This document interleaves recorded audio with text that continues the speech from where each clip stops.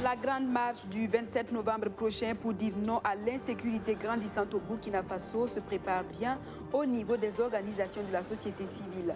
Convaincus que leur nom est leur force, deux autres mouvements populaires ont rejoint le mouvement Sauvons le Burkina Faso.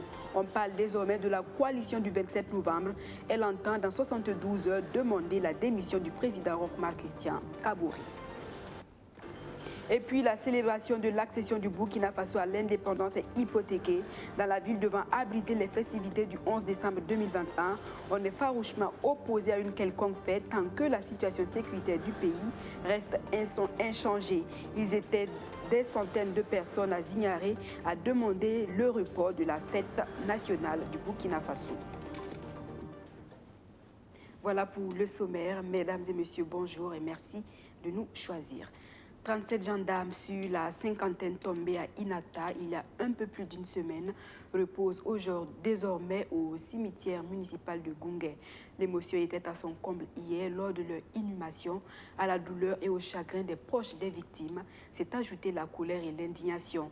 Les parents des victimes qui estiment que les tombes devant abriter les corps sont inadéquates ne sont pas passés par 4 chemins pour exprimer leur mécontentement. Le film de cette inhumation dans la colère avec Kwame Hervé-Dapa. À 10 heures déjà, et même avant, ils étaient nombreux à se rassembler au cimetière municipal de Goungué. Parents, proches et amis, simples citoyens sont venus dire un dernier au revoir aux gendarmes tombés à Inata le 14 novembre dernier. Avant l'arrivée des dépouilles, sur les visages, l'émotion. Parfois, la gravité. Un peu de grogne aussi. Puis la colère. C'est un moment de laisser pour les soldats tomber au front. Pas accepter ça là. Je t'ai dit. Ça c'est une tombe ça. Ça c'est une tombe. Certains parents des victimes estiment que les tombes ne sont pas assez profondes et pas suffisamment larges. Pour le démontrer, l'un d'entre eux saute dans l'une des tombes et la compare à sa taille. Cette femme crie son indignation. Quand même ça se fait pas. Quelques instants après, un officier de gendarmerie tente de calmer le mécontentement des uns et des autres. Le dialogue va durer de très longues minutes.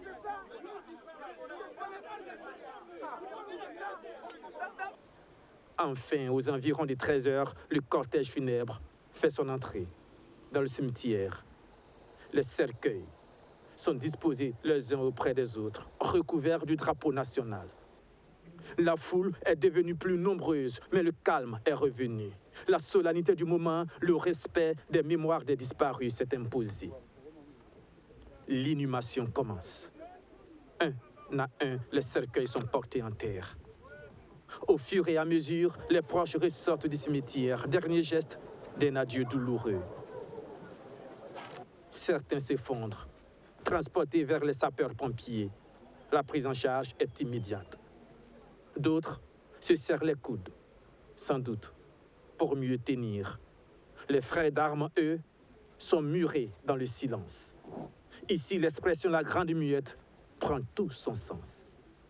Après l'inhumation, les langues se délient à nouveau. Je suis abattu même.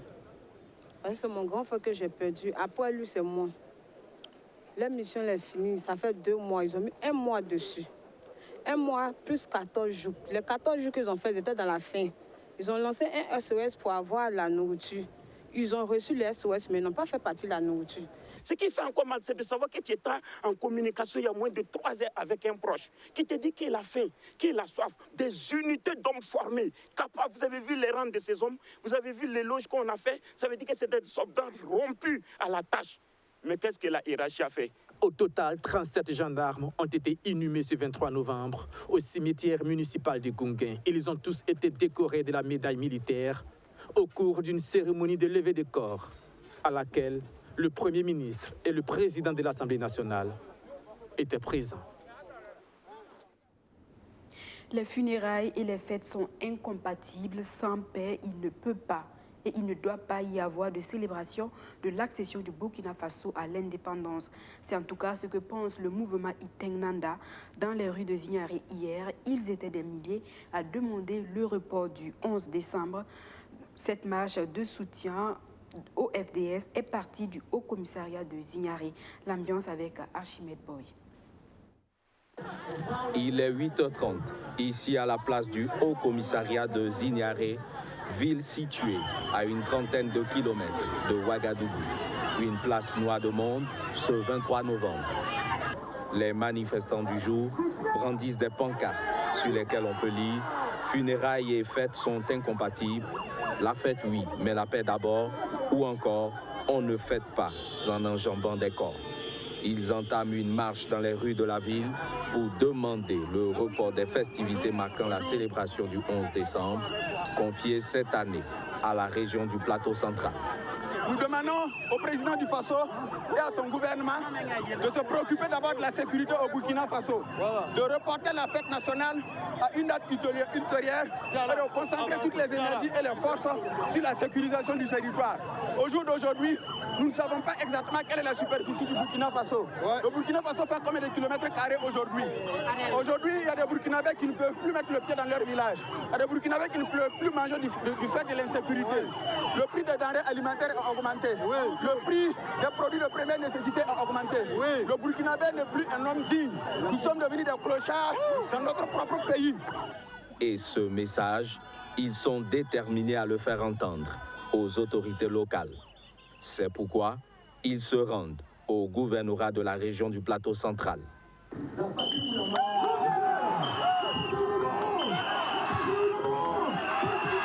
Est-il opportun pour le Plateau central d'être en fait, alors que les autres parties du pays sont en pleurs? Quel type de message envoyons-nous aux familles éplorées dont les corps des êtres chers tombés au front sous les balles assassines de la barbarie traînent encore dans les morgues? Au regard de ce qui précède, nous, membres du mouvement Iteng Nanda, exigeons le report du 11 décembre 2021 à une date plus propice, pouvant nous permettre d'être réellement dans l'esprit d'une fête qui se veut nationale. Outre le report des festivités du 11 décembre, les manifestants exigent du gouvernement une attention soutenue à l'égard des besoins matériels et vitaux des forces armées nationales. La gouverneure Fatoumata Benon promet transmettre leur message à qui de droit. Et le mouvement Sauvons le Burkina Faso qui entend également passer un message au président du Faso à travers une grande marche le 27 novembre prochain. Une marche pour demander à Roch-Marc Christian Kaboré de rendre le tablier. La situation sécuritaire devenue fragile dans le pays est le motif de cette demande de démission. Convaincus que leur nombre et leur force, deux autres organisations de la société civile rejoignent le mouvement Sauvons le Burkina Faso et ensemble ils forment la coalition du 27 novembre. Abdoul Aziz Sari. Jusque-là, il était seul dans l'organisation de sa marche prévue pour ce 27 novembre. Aujourd'hui, le mouvement Sauvons le Burkina Faso est rejoint par le mouvement de la libération et le mouvement patriotique Sauvons le Burkina Faso. Ensemble, ils forment la coalition du 27 novembre. L'objectif de cette union est de donner plus d'impact à la manifestation qui, selon eux, devra aboutir au départ de Roch-Marc Christian Kaboré du pouvoir pour, disent-ils, son incapacité à faire face à la crise sécuritaire. Le président Kaboré, avec le peuple burkinabé, c'est un contrat. Il a prêté serment. Et ce contrat social, il a dit clairement lui-même qu'il prend l'engagement de protéger le peuple burkinabé, de préserver l'intégrité territoriale de l'espace territorial. Est-ce qu'il l'a fait? Non. Et le pire, c'est que au Burkina, aujourd'hui, on voit des chiens manger des corps humains et des vautours enlever les yeux. C'est devenu monnaie courante. Je sais de quoi je parle. À partir du moment où ce contrat social est rompu, à partir du moment où ça fait 6 ans, on ne fait qu'enterrer nos morts, avez-vous besoin de poser encore une telle question? La question, ce n'est plus de savoir si Roch doit partir ou pas. C'est comment il va partir et comment nous allons reconstruire notre pays pour que plus jamais cela ne se reproduise. Selon la coalition du 27 novembre, le départ de Roch-Marc Christian Kaboré serait la seule manière de préserver la vie des Burkinabés. Il n'y a plus de solution. La solution, c'est de nous battre pour notre dignité. Notre pays qui nous a été légué par nos ancêtres. Aujourd'hui, regardez la division. Regardez la division. Est-ce qu'on doit continuer comme ça? Non. Hervé l'a dit ici. Ils ont franchi le Rubicon. Et nous trouvons que le premier responsable, c'est Roch-Marc Christian Kaboré. Et il doit rendre le tablier. Sur ce point, il n'y a pas de débat, il n'y a pas de négociation. Il doit partir. Anaïs Drabo dit être la femme d'un FDS. Elle s'engage à rejoindre la marche du 27 novembre prochain. Qui était au cimetière aujourd'hui? Moi, je n'ai pas pu supporter. Est-ce que vous avez vu? Il y a une dame qui pleurait. Aziz, elle appelait son frère ou son mari. Moi, je n'ai pas envie d'appeler mon mari comme ça. Je n'ai pas envie que mes enfants appellent, cherchent leur père. Non, je n'ai pas envie. Si nos maris ne peuvent pas sortir parce qu'ils ont signé des contrats, nous, les femmes d'FDS, on va sortir.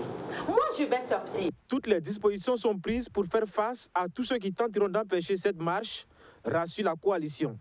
Mais je voudrais rappeler ici que nous avons également vent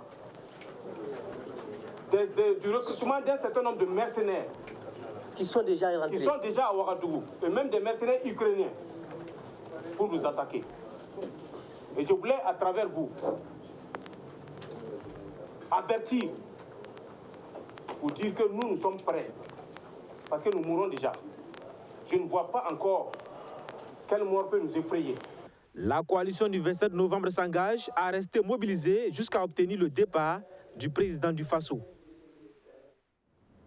Le cri de cœur des agents de santé formés à titre privé pour poursuivre ce journal au terme du communiqué qui lance le recrutement des agents de santé sur mesure nouvelle peuvent postuler au concours les titulaires du baccalauréat et plus.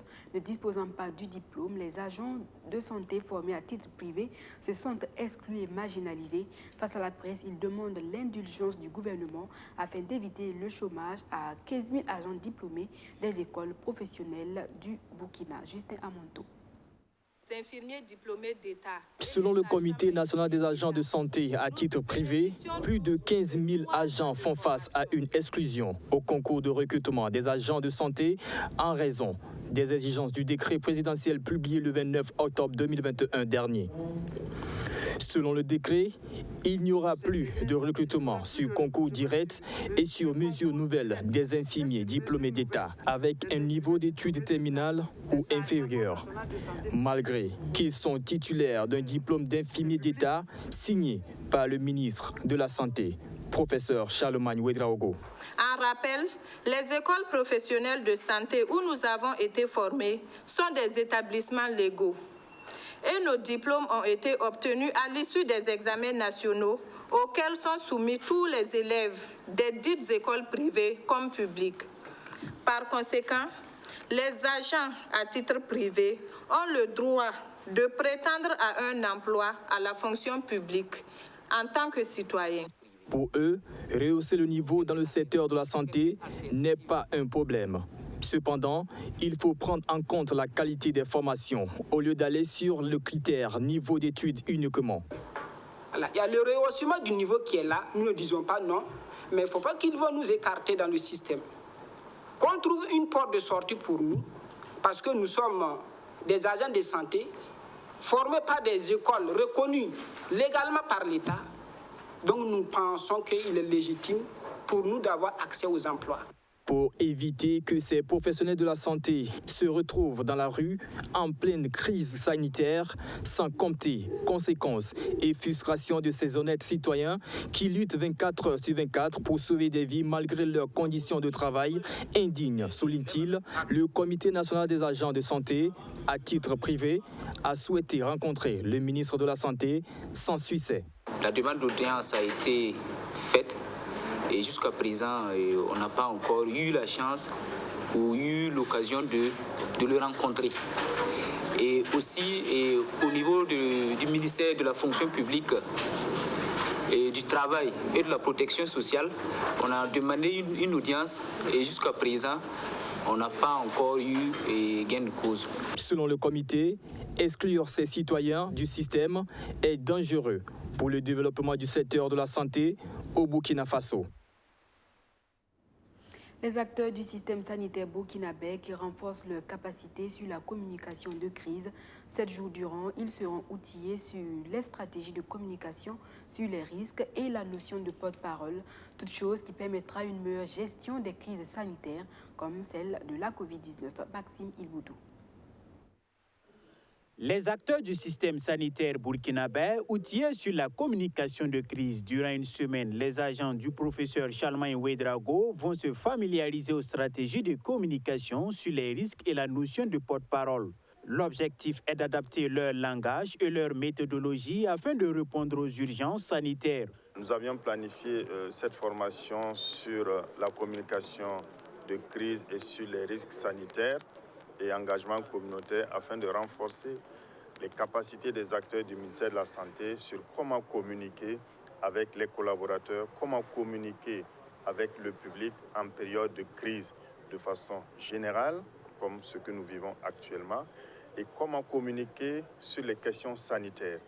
Vous vous souviendrez que lorsque la Covid-19 est arrivée au Burkina, c'était la panique. Nous avons fait face à beaucoup d'informations erronées qu'on appelle infodémie, fake news, etc. et qui ont contribué à dérouter et à saper une partie de notre stratégie de riposte contre cette Covid-19. Justement, dans le domaine de la lutte contre le Covid-19, la communication de riposte du ministère de la Santé a mis en exergue certaines incohérences. C'est pour éviter de telles situations que cet atelier de formation se tient en collaboration avec l'Organisation mondiale de la santé.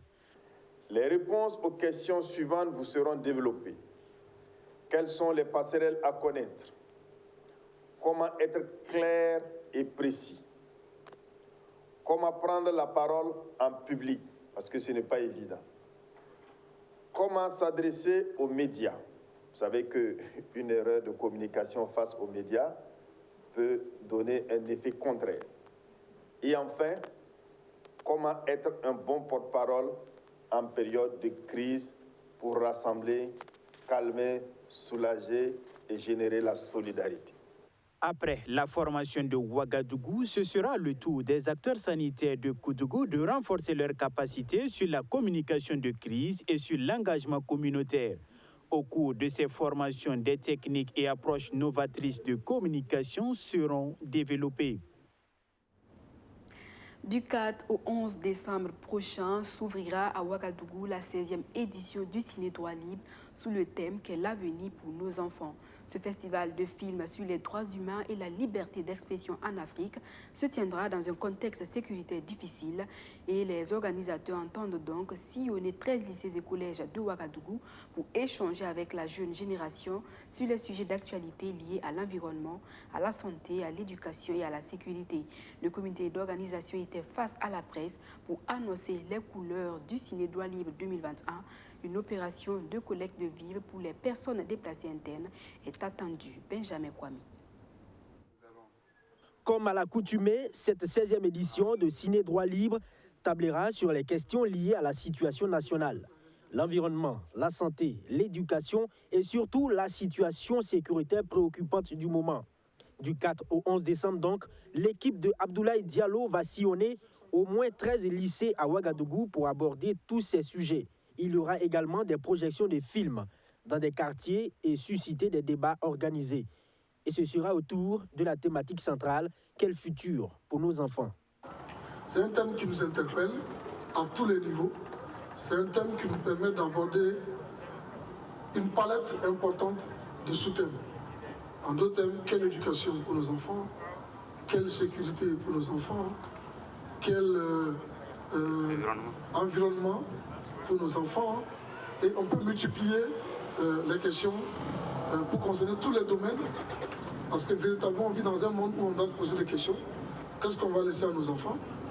Est-ce que comme nos pères, on est sûr de pouvoir laisser quelque chose de solide à nos enfants? L'Institut français et l'espace Gambidi sont les principaux lieux retenus pour ce 16e festival du droit et de la liberté. En plus des débats et projections de films, ce sont des spectacles avec des artistes nationaux et internationaux comme Alif Naba, Youssoufa ou Alpha Blondy. L'innovation majeure pour cette édition est la mobilisation de vivres à l'endroit des personnes déplacées internes. Ensuite, on a 4 soirées à Gambidi, du 8 au 11 décembre, faites de beaucoup d'activités. C'est à Gambidi qu'il y aura Espace Enfants, c'est à Gambidi qu'il y aura le Forum des jeunes entrepreneurs, c'est à Gambidi qu'il y aura le Forum des enfants, c'est à Gambidi qu'on va faire aussi les 2 autres masterclass au programme, et c'est à Gambidi qu'on va lancer la collecte des vivres, parce que c'est une des opérations, une des innovations cette année, c'est que le festival est mis sous le signe de la collecte des vivres pour venir en aide aux déplacés internes, avec la situation difficile qu'on vit. Les étudiants ne sont pas à marge du Ciné Droit Libre 2021. Ils seront mis à contribution dans le cadre du programme Dialogue démocratique par d'éminents enseignants d'universités du Burkina et d'ailleurs. Le 19 novembre dernier, le monde entier a célébré la journée des toilettes. Cette journée instituée par les Nations Unies vise à sensibiliser le public sur l'importance de l'assainissement et de la propreté des toilettes. Au Burkina Faso, c'est à Dédougou, dans la boucle du Mouroun, que le ministère de l'eau et de l'assainissement commémore cette journée et la journée du lavage des mains. Une commémoration au cours de laquelle le ministre en charge de l'assainissement a procédé au lancement des travaux de réalisation d'ouvrages d'assainissement du PAEA au profit des populations des localités bénéficiaires. Surtout Justin Dabiré pour plus de précisions. Environ 15 millions de Burkinabés n'ont toujours pas accès à un service adéquat d'assainissement au Burkina Faso. En 2020, le taux d'accès national était de 25,3%, dont 19,9% en milieu rural et 38,6% en milieu urbain. Pour atteindre l'objectif du développement durable ODD relatif à l'accès de tous à l'assainissement d'ici 2030, le ministre en charge de l'assainissement a procédé, à l'occasion de la commémoration conjointe des Journées mondiales des toilettes et du lavage des mains, au lancement officiel des travaux de réalisation de 50 000 latrines familiales par le programme d'approvisionnement en eau et d'assainissement PAEA. Nous voulons donc demander aux populations de nous aider, de nous accompagner en mettant à la disposition des entreprises leur contribution. Parce que vous savez qu'il y a une partie des agrégats qui devraient être apportés également par les populations. Et comme nous sommes à Dédougou, je voudrais ajouter que la commune de Dédougou à elle seule bénéficie de 1000 latrines. Vous comprenez donc que c'est un projet de cette nature-là comme jamais réalisé dans notre pays. Et je voudrais inviter également tous les acteurs. D'abord, les entreprises elles-mêmes, de savoir que nous allons suivre particulièrement et avec rigueur l'exécution de ce projet pour qu'à la fin, nous puissions nous retrouver avec des ouvrages de qualité, mais des ouvrages également réalisés dans le respect des délais contractuels. 10 200 cabines de latrines communautaires seront également réalisées par le programme d'approvisionnement en eau et d'assainissement PAEA. Le PAEA est un projet qui a vu le jour grâce à l'accompagnement technique et financier de la Banque mondiale. C'est un programme très structurant parce que c'est un programme pour résultats où la Banque mondiale a un nouvel instrument qui est plus orienté vers les résultats. Où le programme il est entièrement exécuté par le ministère de l'eau et de l'assainissement avec l'appui au niveau local des communes qui sont inclus dans le processus de sélection et de suivi des travaux, de même que les citoyens, donc un processus inclusif et participatif où la Banque mondiale ne fait que financer, accompagner sur le plan technique, mais décaisser sur la base des résultats. Le programme d'approvisionnement en eau et d'assainissement doit permettre à terme à plus de 1 150 000 personnes d'accéder à minima à des services basiques d'eau potable et à plus de 1 300 000 personnes de disposer de services d'assainissement. Culture pour clore ce journal, RKC, petit-fils de Feu Tidjani Koulibaly, met sur le marché discographique son premier album de 10 titres intitulé Maman. Dans cette œuvre, l'artiste traite des thématiques d'amour et de société. L'album a été présenté à la presse le week-end dernier à Boubou Dioulasso et Maguid Bakouan y était pour le compte de BF1. RKZ, petit-fils de Feu Tidjani Koulibaly qui a magnifié la musique du pays des hommes intègres, vient apporter sa touche pour le rayonnement de la culture burkinabé à travers son nouvel album. Un opus de 10 titres intitulé Maman.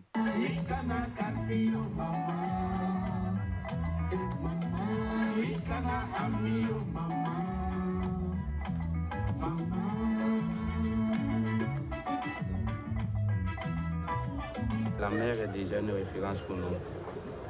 Je me suis fusé sur ça et l'album parle de l'origine au fait. Voilà, les mères sont celles-mêmes qui nous ont donné la vie, pourquoi ne pas les rendre hommage. Donc, raison pour laquelle je vais penser à ces braves dames qui ont traversé entre la vie et la mort pour que je sois ce que je suis aujourd'hui. L'album Mama est chanté dans un style tradit moderne. Il aborde plusieurs thématiques. De façon ramassée, nous avons Molo Molo qui sensibilise sur la circulation routière. Nous avons un calmant Bara qui invite la jeunesse pour se mettre au travail. Nous avons un calmant Mousso qui, en général, magnifie toute la femme entière. Kazi, qui s'inspire de son grand-père Feu Tidjani Koulibaly, dit nourrir beaucoup d'ambition pour perpétuer encore sa mémoire.